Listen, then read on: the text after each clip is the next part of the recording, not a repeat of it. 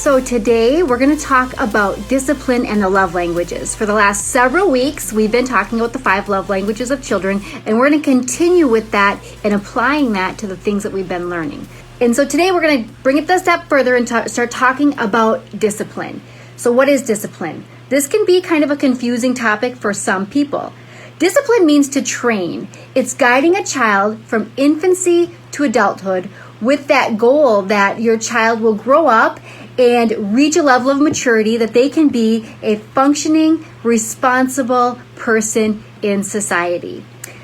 Now, some parents assume that discipline and punishment are one and the same, but that's just not true. See, punishment is a type of discipline. It is the most negative type of discipline, actually, and it is the type of discipline that should be used on rare occasion. And we're going to talk a little bit more about that next week. But how do you discipline? Well, the first thing, like I said at the beginning of the video today, is that we need, as parents, to practice unconditional love first and then discipline. And that's why knowing your child's primary love language is key to effective discipline. And speaking all 5 love languages to your children every day on a regular basis is also very critical to keeping your child's emotional love tank filled. The next thing we need to do is to practice communication with our children in all the different ways we can communicate. And this includes guiding by example, being a model, being that role model for our children in what type of behavior we want to see. It's giving them written communication. It's giving them verbal communication. It's teaching and preaching that right behavior and also correcting the wrong behaviors. So real quickly, there's 2 questions we want to ask when disciplining our children. And the first one is, how does a child love?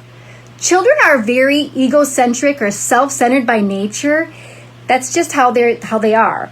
And being immature, a child's love is self-orientated, meaning that they're going to notice and feel when they don't feel loved.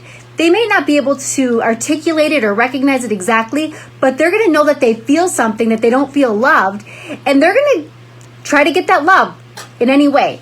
And oftentimes, when a child's love tank is empty and they're not feeling loved, they're going to reach out for that love in a negative way. See, by nature, children are continuously testing our love by their behavior, and it's our job as parents to communicate that unconditional love that is not based on their behavior, but is based on our commitment to them. So the next question to ask yourself is, what does my child need when he misbehaves? Now, behavior is communication. Have you heard that? Behavior is communication. If your child is misbehaving or doing something that they know they're not supposed to do, they are in fact telling us something. So we need to ask ourselves, what are they telling us? What's going on?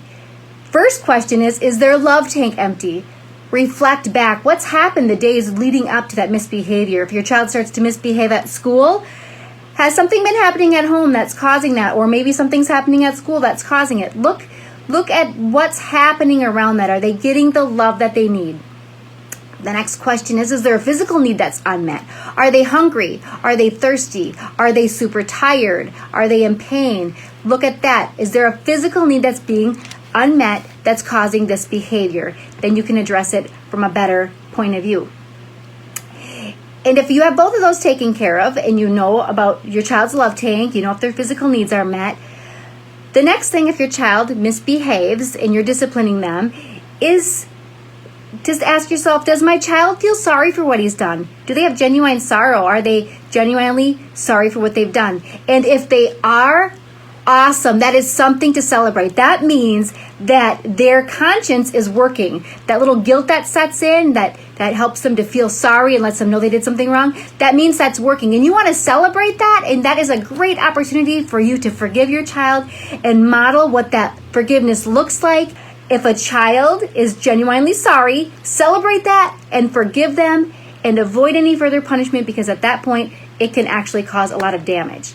And we'll talk more about that next week as well. So this week, as you're training, as you're disciplining your children, keep in mind the critical role that love plays in discipline. Continue to love your children unconditionally and celebrate their love languages with copious amounts of love, lots and lots of love for your kids.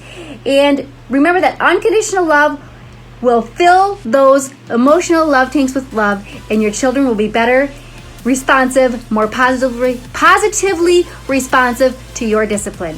Have a great week, everybody, and keep on loving those kiddos.